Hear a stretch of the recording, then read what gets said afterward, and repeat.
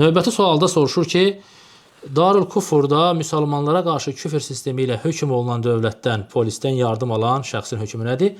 Bu sualın cavabı belə ümumi sual verib cavab almaq doğru bir yol deyil. İnsan ədalətli olmalıdır. İnsan Allahdan qorxmalıdır. Əgər bir şeyin hökmünü soruşmaq istəyirsə, sualı olduğu kimi verməlidir ki, olduğu kimi cavab alsın. Əgər bir müsəlmana qarşı sən təcavüz edirsənsə, müsəlmanın sağlığına, həyatına, canına, malına, irzinə təcavüz edirsənsə, onun evinə hücum edirsənsə, onu vurursansa, istər bu İslam ölkəsində olsun, istər küfr ölkəsində olsun, bu müsəlman özünü müdafiə etməsi üçün nə etməlidir? Bunun bir çıxış yolu necə olmalıdır? Necə ki, bu barədə alimlərimiz danışırlar. Şeyx Süleyman Ər-Ruheyli Hafizahullah bu barədə soruşulur ki, kafir ölkəsində müsəlmanın canına və ya malına və ya namusuna, sağlığına hər hansı bir şəkildə həddi aşılarsa, o müsəlmanın haqqı var ki, şikayət etsin. Burada da heç bir şəri tərəfdən günah yoxdur. Çünki öz haqqını başqa cür bərpa edə bilməz. Əgər sən bir müsəlmana qarşı həddini aşırsansa, sən sonra başlayırsan ki, kafirə şikayət etmək olmaz, müsəlmanı kafirə şikayət etmək olmaz. Bəs müsəlmanı vurmaq olar? Müsəlmanın üzərinə silah çıxartmaq, bıçaq çıxarmaq olar? Rasulullah sallallahu aleyhi və səlləm hədisdə buyurur, yəni ki, kim qardaşına dəmirlə işarə edərsə, onu yerə qoyana qədər mələklər ona lənət edər. Bəs Allahın hökmü harada qaldı? Bu da Allahın hökmüdür. Hətta son olaraq sizə bir dənə fətva da oxuyum. Bu Şeyx Barraq Hafizahullah'dan soruşulmuş fətvadır. Şeyxdən soruşurlar ki,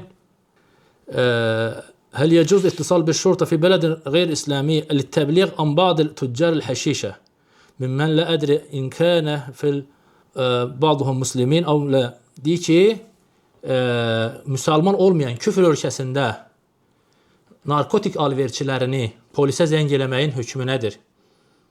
Bilmirəm, onlar müsəlmandırlar, deyirlər. Yəni, müsəlman ola da bilər, olmaya da bilər. Və Şeyx Barraq Hafizahullah buyurur ki, narkotik maddələrin satışı ilə məşğul olmaq, bununla çalışmaq şək yoxdur ki, böyük bir münkərdir. Şəriət tərəfindən böyük bir münkərdir. Və buna görə də şəriətimiz icazə verir ki, bu kimi hadisələri polisə bildirmək icazəlidir. Hətta yəni necə ki, həmçinin mücrimlər, günahkarlar barədə xəbər vermək. Hətta bu kafir ölkəsində bu icazəlidir. Məsələn, oğrular barədə, qatillər barədə və insanların irzinə təcavüz edənlər barədə xəbər vermək icazəlidir. Çünki biz etiqad edirik ki, bu narkotik maddələrin dövriyyəsidir, böyük bir fəsaddır. Çünki deyir, narkotik maddələri satan insanın özü yer üzündə fəsad törədənlərdəndir. O öz nəfsinə qarşı artıq cinayət törətmişdir. Artıq o, kafirlərin onun haqqında hökm verməsinə razıdır. Sən çünki kafir ölkəsində narkotik maddələrin ticarəti ilə, yəni demək istəyir ki, şeyx, məşğul olursansa, sən bilirsən ki, bunun aqibəti həbslə bitəcək və həbsdə küfr hökmü ilə sənin haqqında hökm veriləcək. Və sən bunu məşğul olmaqla sanki o küfr hökmü ilə sənin haqqında hökm verməyə razı olmuş olursan.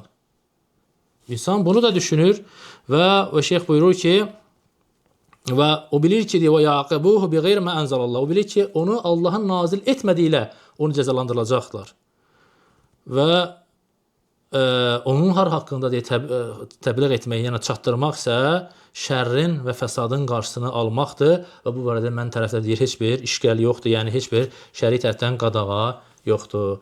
Ona görə də insan sualı mütləq olaraq verməməlidir, dəqiq verməlidir. Yəni bu sualından məqsəd nə olduğunu bildiyim üçün mən bu şəkildə cavab verdim. Düzünü Allah bilir.